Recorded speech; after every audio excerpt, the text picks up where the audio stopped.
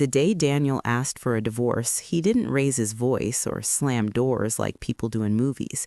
He just sat across from me at the kitchen table, his hands folded, his face calm like he was discussing the weather. I remember thinking he looked like a stranger wearing my husband's face. He slid a thin folder toward me and said, "I've already talked to a lawyer. I think it's better if we end this." For a few seconds, I couldn't even breathe. The room felt quiet in a scary way, like everything had stopped moving. I asked him if he was joking, but he didn't smile. He told me we had grown apart, that he felt trapped, that he needed space to find himself again. I listened like a ghost, nodding slowly, not understanding how 10 years of marriage could be reduced to a calm conversation in a thin folder. I opened the folder with shaking hands. Inside were papers that explained everything in a cold, legal language that felt more powerful than love. He had listed the house, the company, the cars, the savings accounts, and almost every valuable thing we owned under his name. I knew this, but I never thought it would matter. I trusted him. I believed love meant not worrying about such things. He told me I would receive a small settlement, just enough to start fresh, as if I was the one who needed to rebuild. When I asked him how he could do this after everything I had done for him, he looked away and said, "You helped, but the business is mine. I built it." That sentence cut deeper than anything else. I helped him from the very beginning. I left my job, handled paperwork, answered clients, supported him emotionally when he wanted to quit. But in that moment, he erased me from his success story. The weeks after that felt unreal. Friends called, family tried to comfort me, but I felt numb. I moved out of the house with 2 suitcases, leaving behind furniture, memories, and a life I thought would last forever. He kept the house, the business, the bank accounts, everything that looked like a dream from the outside. I stayed in a small apartment that smelled like fresh paint and loneliness. At night, I would lie on the bed and stare at the ceiling, replaying every conversation, every promise, every smile. I kept asking myself where I went wrong. Did I love him too much? Did I trust him too blindly? One afternoon, I saw him with her. I wasn't looking for him, but fate has a strange way of revealing truth at the worst time. I was at a cafe waiting for my coffee when I noticed a familiar laugh. I turned around and saw Daniel sitting with a young woman. She had long hair, a bright smile, and a confidence that made people look twice. He was leaning toward her, laughing, touching her hand the way he used to touch mine. My heart dropped. I felt like I was watching my life from a distance, as if I was no longer part of it. Later, a former colleague told me she worked at his company and that they had been close for months. That's when everything made sense. The late nights, the cold behavior, the sudden divorce. He didn't just want to be free, he wanted to replace me. For a while, I cried every day. I cried in the shower, in bed, on the couch, even while washing dishes. I felt betrayed, foolish, and weak. I blamed myself for trusting him. I blamed myself for not protecting my future. I thought about all the sacrifices I made, all the chances I gave up, and how he walked away with everything. But slowly, something inside me shifted. My sadness turned into a quiet, focused anger.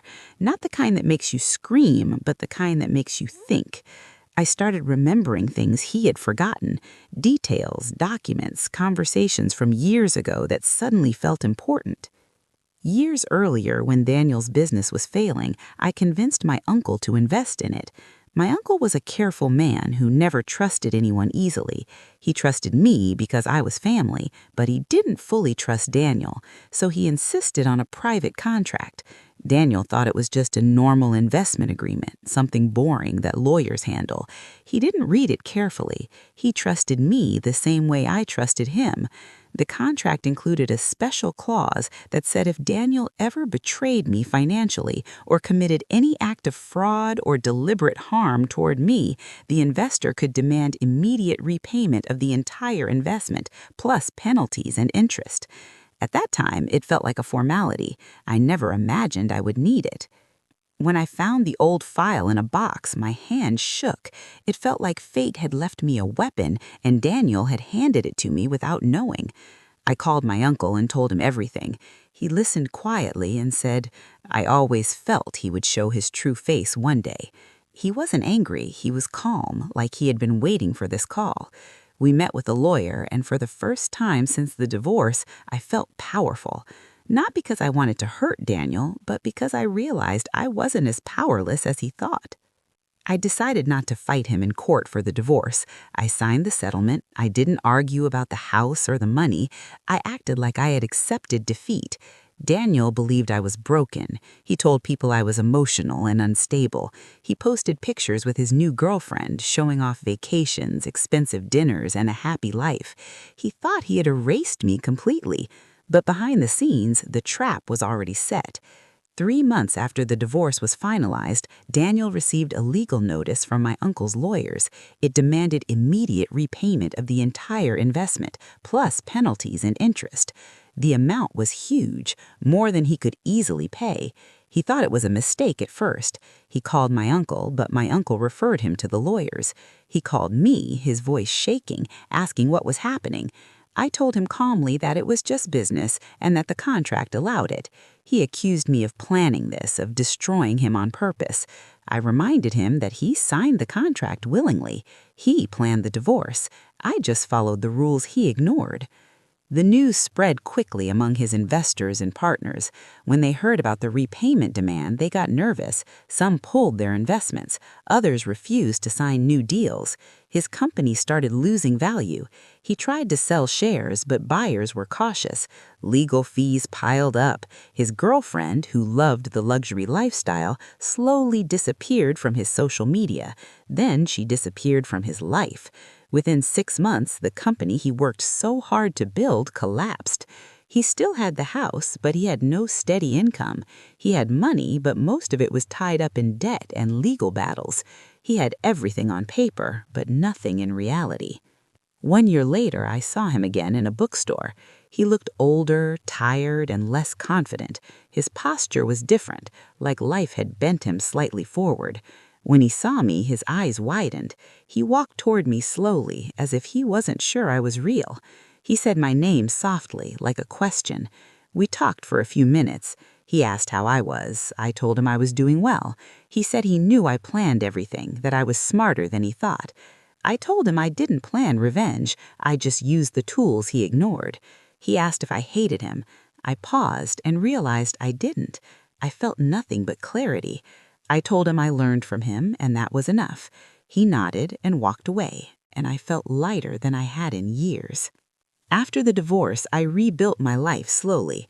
I started a consulting business using the skills I learned while helping Daniel. I worked with small startups, helping them organize finances and grow ethically. I traveled, met new people, and discovered parts of myself I had forgotten. I learned to enjoy my own company. I learned that love should never require losing yourself. Daniel thought he destroyed me, but he actually forced me to find my strength. He taught me the cost of blind trust and the power of preparation. In the end, revenge didn't make me happy. Seeing his company collapse didn't bring me joy, but justice brought me peace.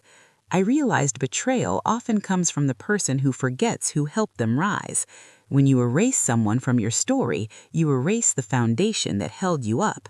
Daniel took everything in the divorce, except the one thing that bankrupted him, the truth written in a forgotten contract and the woman he underestimated. And that was his biggest mistake.